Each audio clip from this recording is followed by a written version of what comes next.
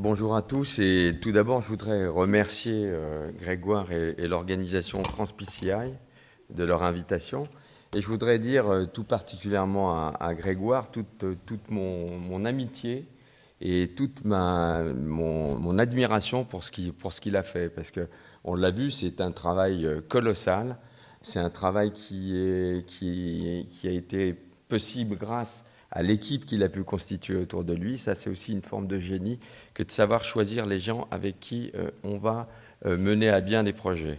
Alors par contre, moi, mon projet immédiat, c'est de passer à la diapositive suivante, et c'est bon. Donc je n'ai pas de conflit d'intérêt pour cette présentation. Alors, Grégoire, il a un cerveau qui fonctionne très très vite, on le sait tous. Et puis je me suis dit, tiens, qu'est-ce qu'il a bien voulu dire par le temps de l'inconscience ? De l'innocence, pardon. Le temps de l'innocence. Vous savez. Alors, j'ai essayé de creuser, et puis, lapsus révélateur. Et puis donc, alors j'ai regardé, hein, on fait tous la même chose, on regarde sur Internet, et j'ai trouvé ça. Le temps de l'innocence, en fait, c'est avec Daniel Day-Lewis au milieu de deux femmes, et j'ai regardé le synopsis du film. C'est un homme partagé entre deux femmes et deux mondes.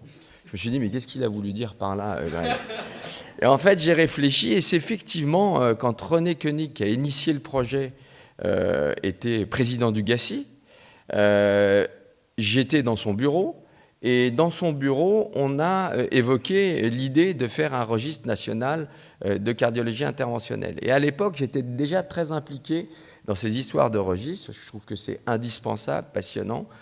Et donc, j'étais déjà très impliqué dans le registre de la région parisienne. Et en fait, je me suis rendu compte que j'étais entre deux choix. Celui de France PCI, qui était naissant, et celui de CardioArif, avec notamment Sophie Bataille, qui faisait un énorme travail pour le registre national, mais dont les perspectives étaient un peu l'usine à gaz pour passer au registre national. Alors, j'ai arbitré mon choix, et effectivement, j'ai décidé, du fait de la pertinence du projet, de plonger dans ce projet France PCI.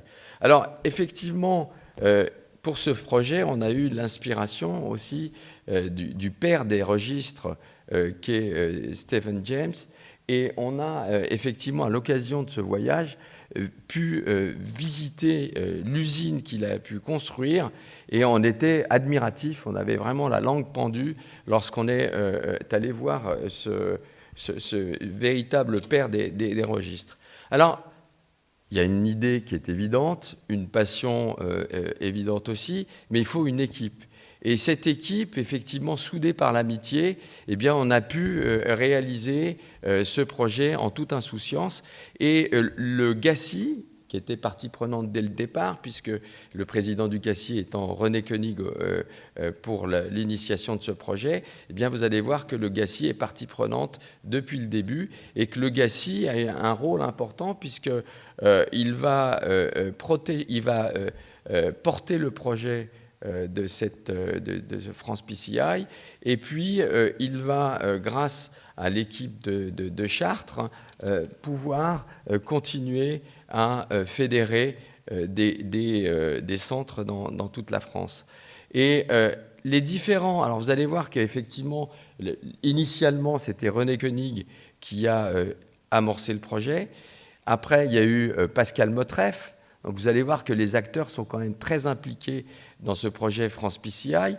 Après, il y a eu Philippe Comot, Guillaume Caïla, et pour arriver à ma personne, on voit bien que cette équipe des présidents du GACI sont extrêmement impliqués dans la construction de France PCI. Alors maintenant, le point de vue du président du GACI, et on va voir pourquoi France PCI est absolument indispensable. D'abord, dans l'évaluation de nos pratiques. Évaluation de nos pratiques, et je me suis mis à la place de Pascal Motreff, président du GACI, comme on l'a vu après René, avec une demande d'une revue prestigieuse Euro Intervention, qui demandait des chiffres quant à la fréquence, le nombre d'angioplasties coronaires, etc. Et vous voyez sur ce tableau, c'est écrit en petit, NA, not available, c'est-à-dire qu'il y avait énormément de données qui n'étaient pas disponibles pour ce qui concernait la cardiologie interventionnelle française. Donc je me suis dit que le pauvre Pascal, quand il a renvoyé les chiffres, il devait être mal à l'aise. Donc l'évaluation de nos pratiques pour le président du GACI était absolument indispensable, au moins d'avoir les chiffres. On a vu, et je ne reviendrai pas là-dessus, que le fait d'avoir des données, notamment de pouvoir benchmarker, de pouvoir comparer ces données à celles de sa région ou à celles de l'ensemble des centres de France PCI, contribue à améliorer les pratiques. Et je pense que ça, c'est un élément déterminant du registre. Et puis, on va arriver vers de la pertinence des soins, et on voit avec les nouvelles études qui sortent encore qui essayent de titiller un peu le pronostic des patients qui font l'objet d'angioplastie dans le cadre de l'angor stable.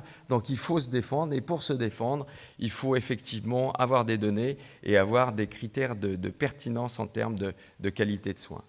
Suivre les recommandations internationales. On m'a demandé l'année dernière de faire un topo sur les traitements dans les syndromes coronariens aigus. Où est-ce qu'on en est? Est-ce qu'on est cohérent par rapport aux différentes recommandations européennes?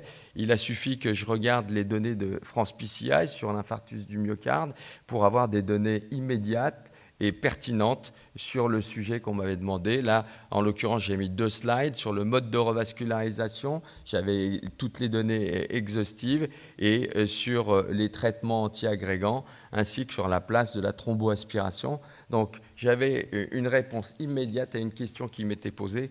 Donc, pour le président du GACI, c'est un élément absolument indispensable que d'avoir ces données. Enfin, suivre l'évaluation de nos pratiques. On va prendre comme exemple très simple celui de la période Covid. Et grâce à la période Covid, on a pu constater un déclin de la prise en charge des syndromes coronariens aigus pendant cette période, avec probablement une mortalité inhérente à cette absence de soins pour ces syndromes coronariens aigus. Et puis, du coup, effectivement, on a un observatoire en direct et extrêmement exhaustif de tout ce qui se passe dans la cardiologie interventionnelle. Et donc, on peut interagir de manière extrêmement efficace.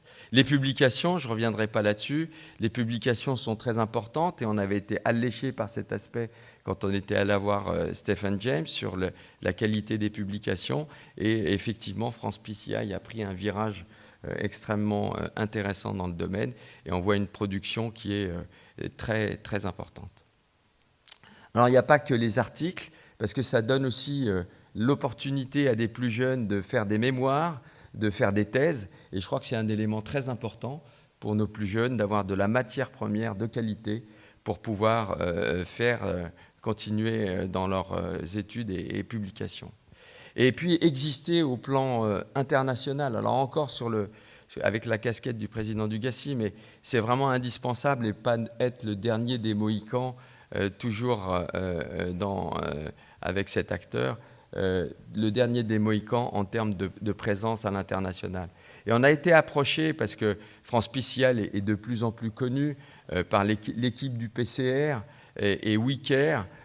Et avec cet organisme, on va effectivement analyser les conséquences de la période Covid en termes de communication et on va essayer de faire avancer les choses en termes de communication toujours, mais une communication grand public, mais une communication aussi vers les professionnels afin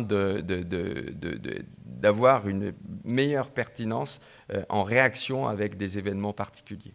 Et puis, toujours notre dada, la prise en charge des femmes, donc une mortalité que l'on sait encore plus importante que celle des hommes. Donc, on va continuer à travailler là-dessus avec France PCI et puis donner aussi des critères objectifs lorsqu'on va voir les tutelles, et on y voit souvent, pour pouvoir discuter avec eux, il faut avoir des chiffres. Sans les chiffres, on ne vous écoute pas. Alors, la conclusion, c'est surtout merci France PCI, parce que sans toi, que serais-je? Parce qu'un président sans donner, c'est un président complètement perdu. Et donc, je souhaite le plus grand succès à France PCI. Et je remercie encore une fois Grégoire Ranger et toute l'équipe qui font un travail admirable. Merci à tous.